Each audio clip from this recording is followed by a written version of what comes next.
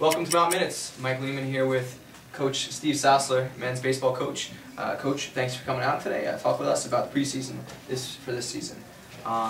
First things first. Last year, you guys were 17-17 overall and 10-6 in the conference. How are you and your coaching staff preparing to better that this season?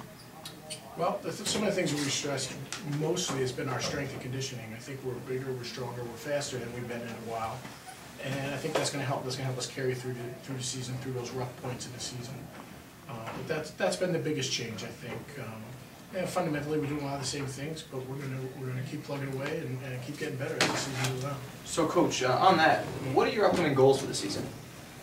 Well, we don't have, as a staff, we've kind of developed kind of the game in front of us is the most important game. So to tell you now that we're going to, where we're going to finish at the end of the season is not something that we're going to focus on. We're really going to focus on the next game, the next task at hand, the next game in front of us, the next practice in front of us to get better each and every day.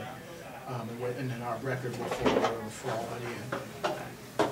So, Coach, last question for me, I promise. You graduated two leaders last year, Lou Peasel and Bill Casey.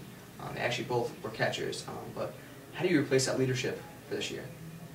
Well, it's the kind of thing where you don't necessarily place the man, place the guy, but each year different guys step up into those roles, and I think some of the guys that you'll see in that role this year is a guy, Mike Maddock, who was injured last year and came back this year. He's a junior.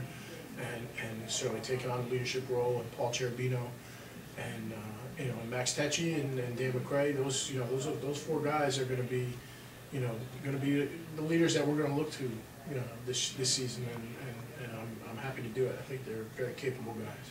Well, great, Coach. Thanks for coming out and talking to us today. Good luck on the season. Thanks. That concludes today's Mount Minutes.